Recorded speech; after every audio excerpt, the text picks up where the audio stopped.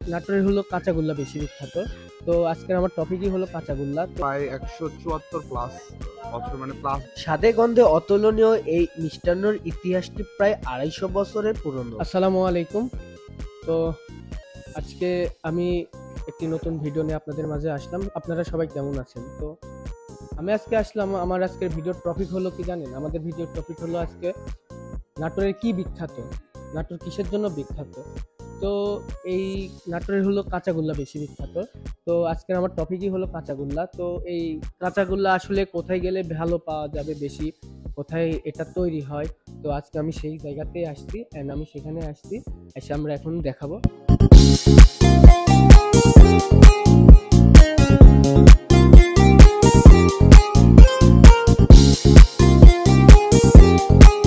আমি আসছি এখন, এটা হচ্ছে কালীবাড়ি। তো আসলে এখানে হচ্ছে কাঁচাগোল্লার মেন উৎপত্তি। তো এটা হচ্ছে লালবাজার কালীবাড়ি, এটার লোকেশন হলো। তো আমি এখন আসবো এখানকার যেগুলো কর্মকর্তা আছে, যারা এগুলো পরিচালনা করে, তাদের সাথে আমি এখন কথা বলবো আসলে এটা নিয়ে কি। আর আমি এখানে কাঁচাগোল্লাও দেখাবো অ্যান্ড আমরা টেস্টও করব কেমন। তো আসসালামু আলাইকুম। তো আসলে যে এই কাঁচাগোল্লা কবে থেকে আপনারা এখানে তৈরি করেন অ্যান্ড কেমন স্বাদ আর এটার ঐতিহ্য প্লিজ একটু বলেন। এটা রাজার আমল থেকে শুরু হয়েছে। আমরা প্রায় ১৭৪ প্লাস বছর, মানে প্লাস বলছি কারণ আমরা এক্সাক্ট জানি না।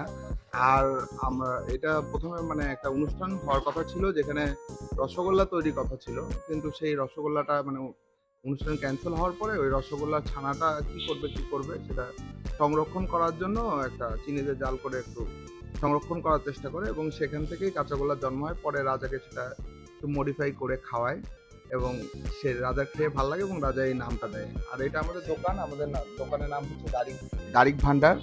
আর তার সাথে যে সব ডিটেলস, মোবাইল নাম্বার, আসলে যেখানে কাঁচাগোল্লা তৈরি করা হয় সেখানে বাইরের মানুষকে প্রবেশ করতে দেয় না, তাই ফুটেজটা আমি সিসিটিভি থেকে নিয়েছি। মনে করা হতো ১৭৫৭ সালের পর থেকে কাঁচাগোল্লা জনপ্রিয়তা লাভ করে। ১৭৬০ সালে রানী ভবানীর রাজত্বকালে কাঁচাগোল্লা সুখ্যাতি দেশ বিদেশে ছড়িয়ে পড়ে। সেই সময় জমিদারদের মিষ্টিমুখ করার জন্য নাটোরের কাঁচাগোল্লা ব্যবহার করা হতো অনেক জায়গাতেই। এখন দেখতে পাচ্ছেন এটি তৈরি হচ্ছে সন্দেশ তৈরি করার প্রক্রিয়া।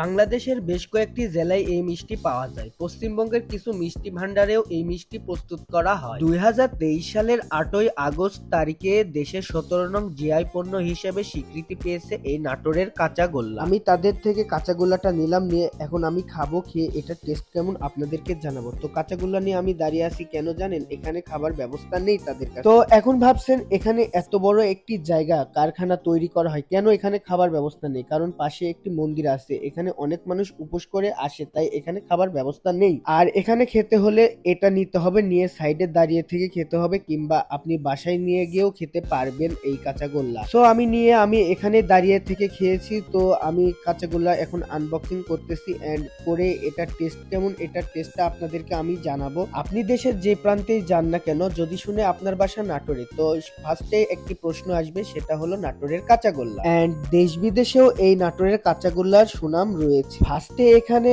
সন্দেশ তৈরি করার জন্য এই কারখানাটি দিয়েছিল, তারপরে একদিন দুধ নষ্ট হয়ে গিয়ে সেখান থেকে কাঁচাগোল্লার অল্প কিছু নিয়েছি।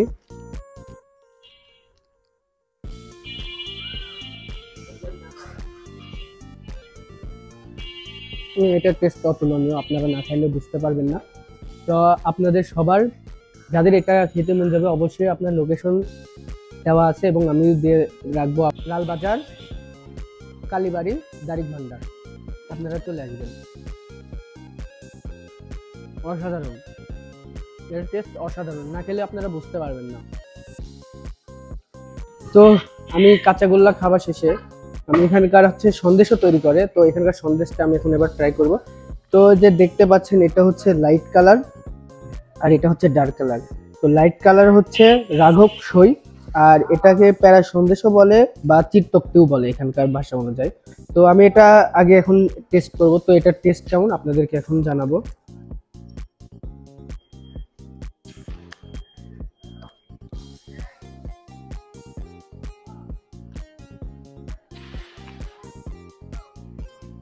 হুম, এটা এটা হচ্ছে রাঘব সই।